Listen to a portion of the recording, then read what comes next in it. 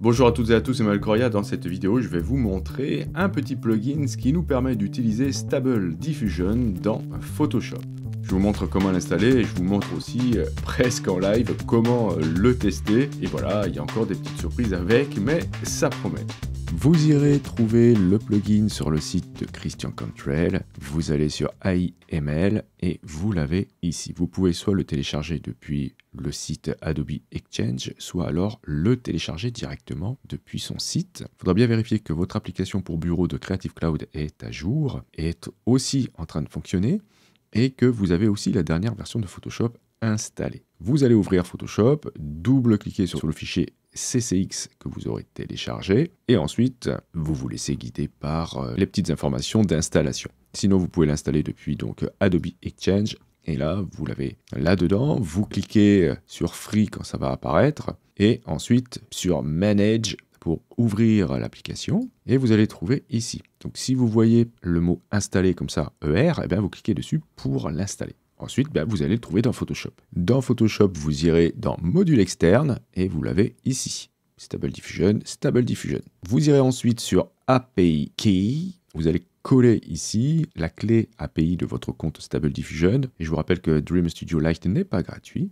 Alors, où est-ce que vous trouvez ça? Vous cliquez sur votre avatar en haut à droite et vous avez ici Membership. Vous allez ensuite cliquer sur API Key et vous l'avez ici.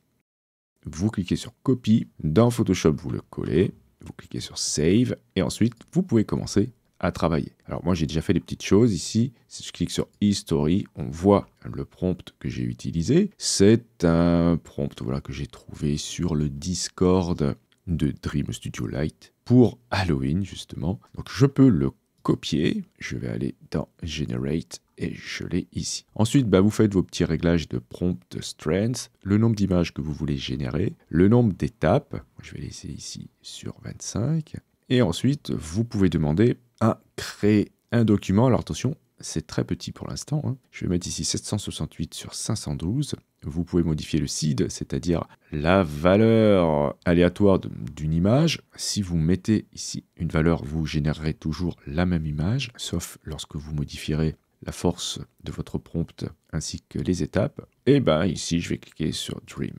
J'obtiens cette image qui m'a l'air vraiment sympa. Ici, je peux cliquer sur Save As pour l'enregistrer directement sur mon disque dur sans passer par le menu fichier de Photoshop. Je peux bien sûr créer un nouveau document de la taille à peu près de l'image qui est générée. Et ensuite, cliquer sur Layer pour mettre un calque dans cette image correspondant à celle que je viens de générer avec Stable Diffusion.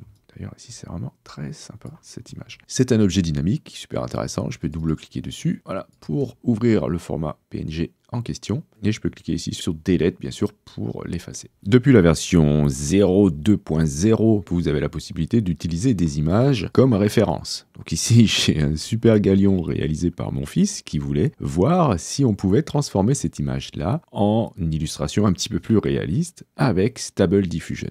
Donc ici, je vais taper un prompt là. Donc, j'ai utilisé comme prompt un galion de pirate dans une tempête avec le style hyper-réaliste, photoréaliste, par Trevor Anderson, Greg Rutkowski, avec quelques références sur ArtStation et DeviantArt. Je vais choisir ici d'inclure l'image et on me demande si je prends en considération tout le document ou est-ce que c'est uniquement le calque qui est sélectionné, donc ça c'est intéressant quand vous aurez plusieurs calques, ou bien si je vais peindre dans une sélection, ou bien si je vais peindre dans le masque. Je vais laisser comme ça, je vais faire quelques petits réglages ici au niveau de la force du prompt, je vais le mettre à 8, et je vais laisser le step à 50. Et je vais cliquer sur Dream.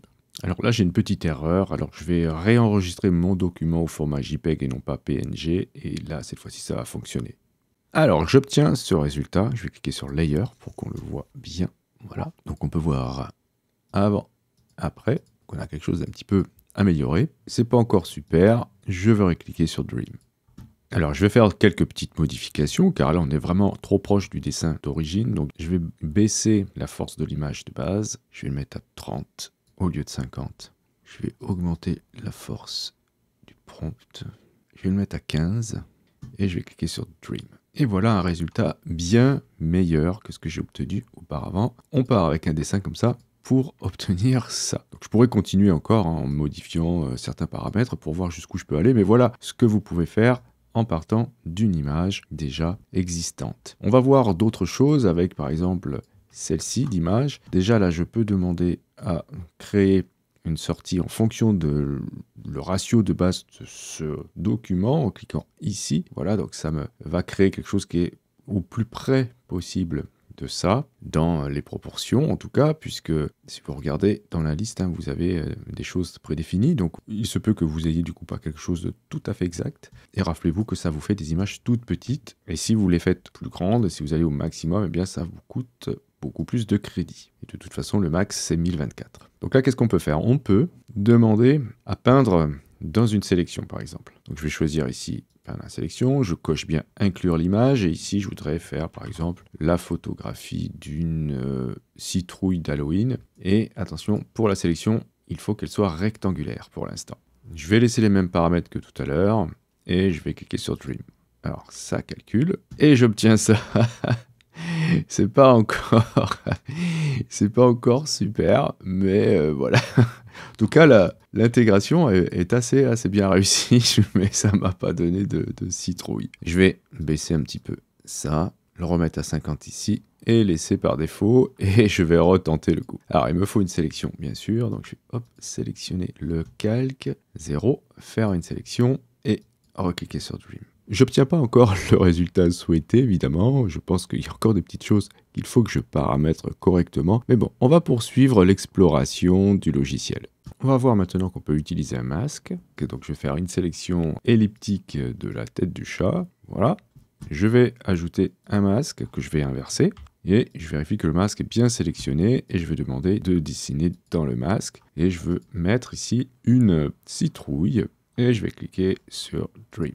Donc voilà ce que ça donne, c'est pas encore extra, mais vous avez compris le principe. Il faudra peut-être faire des petits arrangements, peut-être ici augmenter la force de l'image, baisser ça à 10 et recommencer. Alors il faut bien sélectionner le bon calque. Et là j'obtiens ce résultat. Alors c'est pas mal aussi, mais c'est pas encore ce que j'ai demandé exactement. Donc il faudrait que je fasse plein de tests, mais voilà le principe. Donc voilà comment évolue ce plugin.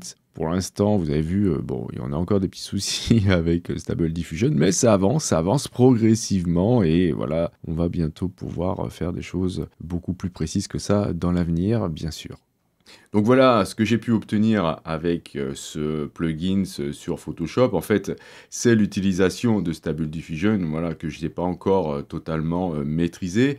Et il y a quelque chose qui me gêne avec ce type de logiciel, notamment avec Midjourney, Stable Diffusion, DALL-E, c'est que vous devez faire énormément de tests pour obtenir le résultat que vous souhaitez et c'est payant. Et comme on obtient rarement ce que l'on souhaite du premier coup, voilà, il y a quelque chose un petit peu qui me gêne. Je vous montre ces résultats, par exemple ça et ça, que j'ai obtenu avec une version de Stable Diffusion installée sur ma machine. Et là, du coup, c'est pas du tout la même chose. On parlera de ça, bien sûr, dans une future vidéo.